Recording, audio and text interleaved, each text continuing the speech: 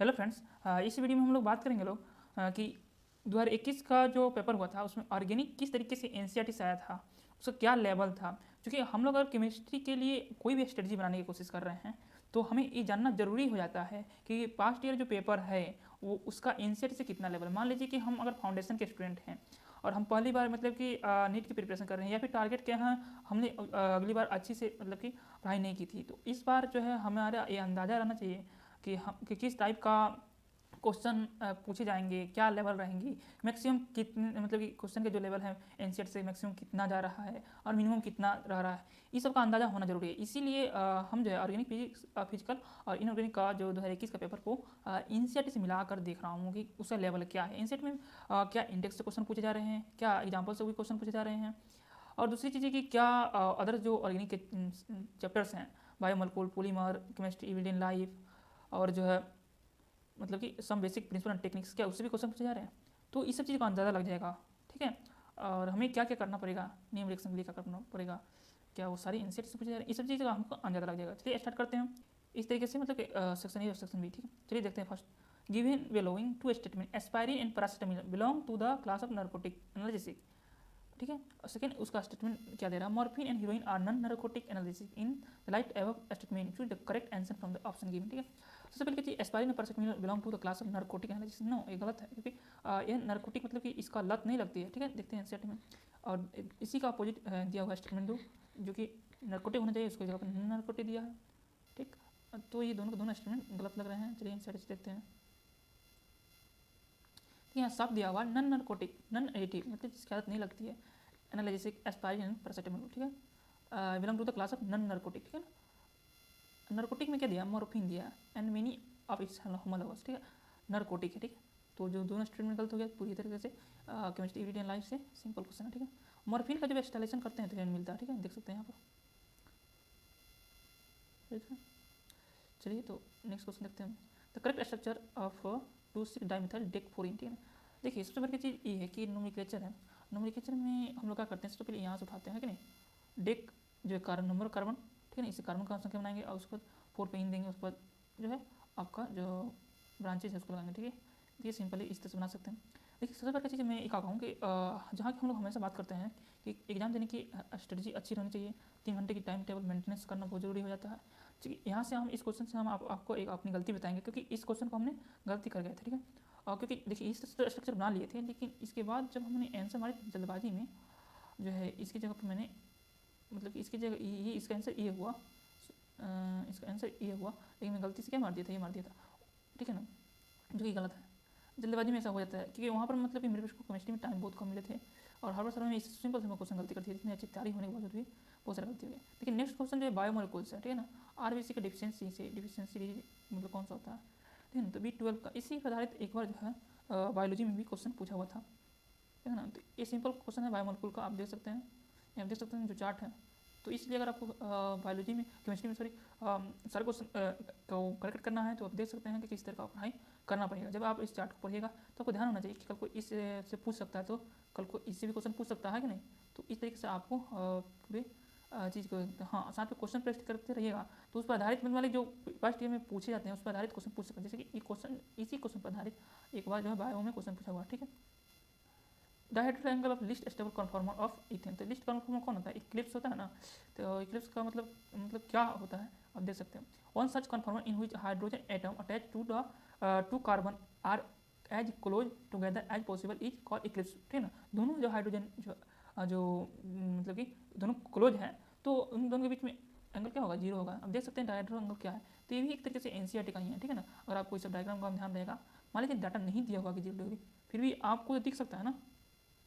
तो इस तरीके से अगर हम एनसीईआरटी भी पढ़ते हैं तो ये भी क्वेश्चन को बना सकते थे, वो सिंपल अगर है, और हर किसी को पता रहता है कि इक्लिप्स का 0 डिग्री एंगल होता है, ठीक है।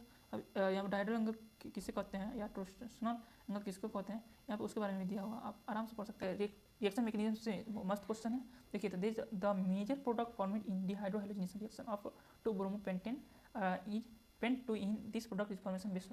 देखिए जो इस टाइप का जो है ना हम लोग को जब ब्रोमो सॉरी डिहाइड्रोहाइलोजेनेशन की बात करता है ना, तो सेटचेफ रूल और हॉफमैन रूल आता है, लेकिन हमको एनसीईआरटी में सेटचेफ ही पढ़ने का दिया हुआ है, ठीक है। तो इस तरह देख सकते हैं जो एनसीईआरटी में दिया है और उसी रूल को पढ़ेंगे, नो कन्फ्यूजन होगा, और आराम से बना सकते हैं। देखिए स्ट्रक्चर क्या क्या दे रहा है कि मतलब कि वैसा अल्कीन बनाएंगे जिसके मतलब कि डबल बॉन्ड के अराउंड मतलब कि maximum number of alkyl group हो, ना greater number of alkyl group हो, ठीक है ना। Dehydrogenation reaction, the preferred product is that alkene which greater number of alkyl group attached to the pentose major। देखिए सिंपल सा क्वेश्चन है और पॉलीमर से, ठीक है। अब देखते हैं एनसीईआरटी में। यहाँ पर देखिए आपको दिया हुआ है सम इम्पोर्टेंट एडिशनल पॉलीमर, ठीक है ना। इसी में एक में पॉलीथीन दिया हुआ और बी में जो है पॉलीटेट्राफ्लोरोइथेन दिया हुआ, मतलब टेफ्लॉन। ये सिंपल सा एग्जांपल है, ठीक है ना। Next question, what is the IUPAC name of the organic compound forming in following chemical reaction. Acetone का विग्नाट रीजन और से रिएक्शन करा रहा है ड्राई ईथर और वाटर प्लस के प्रोडक्ट।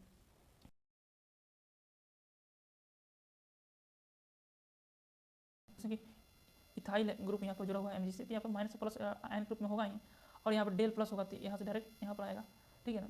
उसके बाद फिर इसका हाइड्रोलाइसिस करा देंगे तो ऐसे से हट जाएगा, ठीक।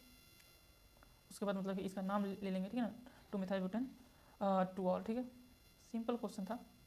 Major product format following chemical reaction, ठीक है। यहाँ पर हम लोग देख सकते हैं कि ये एंटी मार्कोनिक से बनेगा क्योंकि यहाँ पर पेरोक्साइड और HBr है, और जो मार्कोनिक रूल से जो स्टेरॉइड प्रोडक्ट बन रहा था, मतलब कि मेजर प्रोडक्ट बन रहा था, वो यहाँ पर माइनर बनेगा, जो यहाँ पर जो माइनर बन रहा था वो यहाँ पर मेजर बनेगा। रिएक्शन में तो आप जानते ही होगा कि ऐसा क्यों होता है, ठीक है ना, क्योंकि कार्बोकैटायन के थ्रू जा रहा था, यह फ्री रेडिकल के थ्रू जाएगा, ठीक है ना। इसलिए देख सकते हैं this reaction is known as peroxide cross effect और एडिशनल रिएक्शन या एंटी टू मार्कोनिक रूल, ठीक है ना। ये रूल में बता रहा है कि मतलब सिंपली एग्जांपल तो लिया ही है, डायरेक्ट जो वो प्रोडक्ट बनाया हुआ है जो कि मतलब कि मार्कोनिक्स में माइनर था, ठीक है ना, और वो इसमें मेजर बन गया, ठीक है। नेक्स्ट क्वेश्चन देखते हैं। यहाँ पर देख सकते हैं सब उसका मैकेनिज्म दिया हुआ है एनसीईआरटी में। Which of the compound which show metamerism.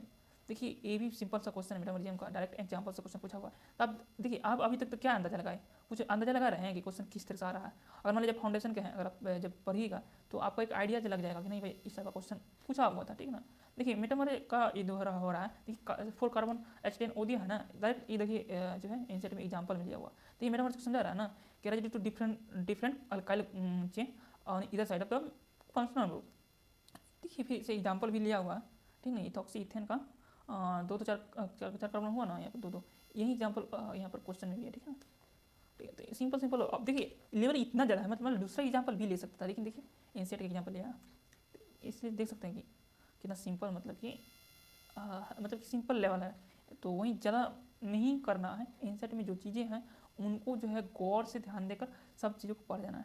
Identify the compound that will react to the Hinsberg reagent to give solid which dissolve in alkali. देखिए हिंसबर्ग रीजन जो है ना प्राइमरी सेकेंडरी और टर्सरी एमिन को मतलब कि वो डिस्क्रिमिनेट मतलब कि उसके मतलब कि टेस्ट इस अमीन में अगर हिंसबर्ग रीजन अटैक करता है तो इसका एक एच बच जाता है और उसके बाद ये जुड़ जाता है, ठीक है ना, जो भी कंपाउंड। इस तरीके से यहाँ पे एक एच बच जाता है तो हाईली एसिडिक हो जाता है, ठीक है ना, क्योंकि हिंसबर्ग रीजन का जो कंपाउंड SO2 होता है, आप देख सकते हैं। इसकी वजह से जो EH बच गया था, जो कि प्राइमरी होगा तो NH2 होगा, इसकी वजह से क्या होता है ना कि ये हाईली एसिडिक हो जाता है, ठीक है ना, और इसकी वजह से वो अल्कली में ज़्यादा सॉल्युबल होता है। और मान लीजिए यहीं सेकेंडरी अमीन होता तो ABH की जगह पर कोई अल्काइल ग्रुप होता तो यहाँ एक एच का सीएल के पास चला जाता तो वो उसके पास H होता ही नहीं एसिडिक, सो वो हाईली मतलब वो एसिडिक नहीं होता, तो जिसकी वजह से वो अल्कली में सॉल्युबल नहीं हुआ। तो जो हमारे क्वेश्चन के हिसाब से इसका आंसर क्या होना चाहिए, प्राइमरी अमीन होना चाहिए, मतलब कि जो कि पूछ रहा है ना कि अल्कली में डिजोल्व होना चाहिए। तो सिंपल सा क्वेश्चन है, आप थोड़ा सा ध्यान देकर देख सकते हैं, जो कि हमारे सारे मतलब बुक के ही क्वेश्चन है, अगर ध्यान से पढ़ते हैं तो। देखिए यहाँ पर डिकार्बोक्सिलेशन रिएक्शन से आ रहा है, डायरेक्ट यहाँ पर रीजन पूछा है, सिंपल सा रीजन, तो ये कैल्शियम ऑक्साइड हो जाएगा, देख सकते हैं एनसीईआरटी में, ठीक है ना, एग्जाम्पल भी है। तो इस तरीके से हम देख सकते हैं। Next question, the product forming in the following chemical reaction is. इस केमिकल रिएक्शन में प्रोडक्ट जो बनेगा क्या होगा। देखिए इस क्वेश्चन को आप जितना भी भले टॉप मान, लेकिन ये जो है इंडेक्स का क्वेश्चन है, ठीक है, और ऐसे भी NaBH4 जो है तो कीटोन और एल्डिहाइड को एल्कोहल में बदल देता है, ठीक है ना, और ये डायरेक्ट इंटेक्स का क्वेश्चन है, मतलब देखने में थोड़ा अजीब लगता होगा, लेकिन कोई बात नहीं, इंटेक्स का क्वेश्चन है। और NaBH के बारे में भी दे दिया हुआ है, देख सकते हैं, ये क्वेश्चन जो है इंटेक्स का है, ठीक है ना, ठीक है ना। इसके बारे में जो है मतलब NaBH4 के बारे में दे देखिए एल्डिहाइड को और कीटोन को जो है एल्कोहल में बदल दे रहा ना, तो इस तरीके से हम देख सकते हैं, ठीक है ना, यहाँ पे देख सकते हैं। अरिसान में अगर इंटेक्स का क्वेश्चन का है तो इसका आंसर भी देख सकते हैं। इस तरीके से हम लोग ये देख सकते हैं कि इंडेक्स से क्वेश्चन पूछ रहा है सबसे, हाँ, तो इस वजह से यहाँ पर देखिए, यहाँ पर जो है नेम रिएक्शन कुछ पूछा हुआ है, ठीक है ना। फर्स्ट नेम रिएक्शन को देखते हैं। सबसे खासियत बात क्या है ना कि ये जो है एक ही चैप्टर से है, मतलब ऐसा नहीं है कि बहुत दूसरे चैप्टर्स होंगे, एक ही चैप्टर्स के हैं, ठीक है ना। देखिए चलते देखते हैं, फर्स्ट जो है COHCl का बेंजीन से रिएक्शन करा रहा है एनहाइड्रोलाइसिस से। देखिए इसे ग्वेटरमन पोंच रिएक्शन बोलते हैं, ठीक है ना, सिंपली दिया हुआ है। और साथ में ये ध्यान रखिएगा, इसका जो है ना, यही बोल रहा हूँ था उस वीडियो में कि ये जो इंटरमीडिएट जो बन रहा है ना, ये जो इंटरमीडिएट जो 2020 में पूछा हुआ था, ठीक है ना, आप देख सकते हैं ये जो दिया हुआ ना, यही चीज़ पूछा हुआ था, ठीक है ना, ये चीज़ को हमको याद करना था और ये दे दिया था, ये 2020 का क्वेश्चन है, ठीक है ना। अब देखिए उसके नीचे का 2021 में पूछ दिया, ठीक है ना, साथ में एक और क्वेश्चन जो है मतलब कि 21 में पूछा हुआ और वो 2019 में पूछा, इसके ऊपर, ठीक है ना। इस तरह देख सकते हैं कितना सिंपल एक जगह से ही क्वेश्चन पूछ रहा है। सेकेंड जो दिया हुआ कि हमको जो है एक कीटोन है, मेथाइल कीटोन है, ठीक है ना, और NOx से रिएक्शन करा रहा है। इस स्टेटमेंट हॉफमैन रिएक्शन है, आप देख सकते हैं हॉलमफर्म रिएक्शन है, आप यहाँ देख सकते हैं, इसको जिक्र किया हुआ है। हमको बस यहाँ पे ये देखना है, हम यहाँ पर क्वेश्चन नहीं करा रहे हैं, हम क्वेश्चन का लेवल दिखा रहे हैं NCERT से कि क्या मतलब किस लेवल से क्वेश्चन आ रहा है। ऐसा भी नहीं है कि NCERT के निचोड़ से पूछ रहा है, नहीं, साफ सिंपल जो दिख रहा है उससे क्वेश्चन पूछ रहा है, ठीक है ना, कोई टफ नहीं है। इसका मतलब क्या है कि आप अगर मेहनत करते हैं तो आप आराम से जो है स्कोर अच्छा कर सकते हैं, ठीक है ना। जो थर्ड नंबर जो मिलान करने वाला था, थर्ड नंबर आप देख सकते हैं, ये जो है मतलब कि एल्कोहल और इसी का रिएक्शन मतलब स्ट्रिफिकेशन है, देख सकते हैं, इसको सिंपल सा NCERT में दिया हुआ यहाँ पर देख लीजिए, स्ट्रिफिकेशन है, इस तरह का रिएक्शन दे रहा है। कोई दिक्कत नहीं है, आपको अगर मन से पूरी लगन से पढ़ते हैं तो कोई इसमें दिक्कत वाली बात नहीं है। सेकेंड जो है कार्बोक्सिलिक एसिड पर और मतलब कि X2 है, मतलब कि कोई भी हेलोजन ग्रुप का है और रेड फास्फोरस और H2O। ये सिंपली देख सकते हैं कि ये भी मतलब कि हेलोवोलार्ड जेलेस की रिएक्शन है, ठीक है ना। तो मतलब कि नीम रिएक्शन जो है ओनली NCERT को याद करते हैं, जिसका मतलब कि मैं भी सोच रहा था कि उसका PDF दे दिया जाए, ठीक है ना, जितने हर एक चैप्टर का। तो मेरे पास है, मैंने भी इस तरह से तैयार किया था और आप चाहिए तो ले सकते हैं। सेकेंड चीज़ है कि देखो, अगर सिंपली ये इतना होता तो उसका बोलते हैं ये डाइजोनियम है, ठीक है ना। डाइजोनियम का रिएक्शन क्या चीज़ से कहा है कि मतलब कि फिर इससे बेंजीन जैसा बन जाए, ये रिएक्शन दिया हुआ है NCERT में, ठीक है ना। उसमें जो है इसे BR नहीं है, लेकिन अगर वो इस प्रोडक्ट बना रहा है तो हम क्या ध्यान रखना पड़ेगा कि NaCl को हटाने के लिए क्या कर सकते हैं।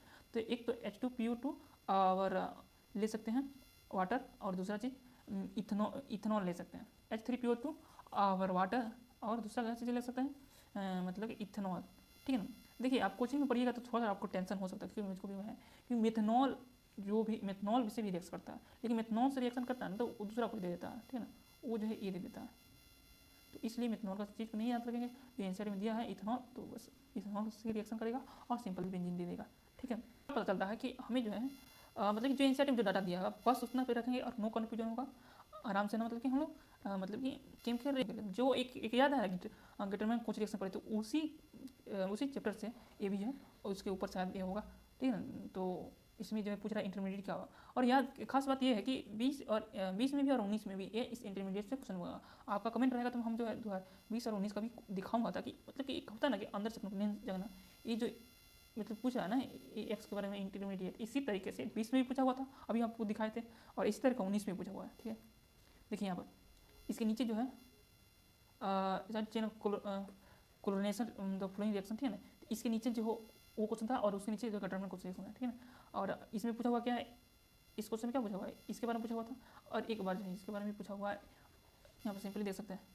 देखिए अभी ये रिएक्शन था ना गटरमैन कुछ रिएक्शन में, और ये 2020 में पूछा हुआ था ना, फिर 2021 में पूछा हुआ था ना, और एक जो चीज़ इसी में से 19 से भी पूछा हुआ था, शायद यही क्वेश्चन था कि कोई और था, और ये टेस्ट में पूछा हुआ था एलिमेंट टेस्ट, ठीक है, लगा सकते हैं कि ऑर्गेनिक का प्रिपरेशन किस तरह से करना होगा, ठीक है ना। सबसे बड़ी चीज़ की NCERT में जितनी भी डाटा है उसको याद करना पड़ेगा, ठीक है। आई होप आपको ये वीडियो अच्छा लगा होगा, और अच्छा लगा तो अपने फ्रेंड्स में शेयर करें और इस चैनल को सब्सक्राइब करें, और चाहते हैं कि हाँ इसी तरह से फिजिकल इनऑर्गेनिक का भी मैं वीडियो बना कर दूँ, ताकि आपके अंदर से कॉन्फिडेंस आए कि हो सकता है आप 11th-12th में जी आप खुद से भी दे सकते हैं ना किस तरह से क्वेश्चन पूछ रहा है, तो आप तो खुद से अंदाजा लगा सकते हैं ना कि किस तरह से प्रिपरेशन करना है।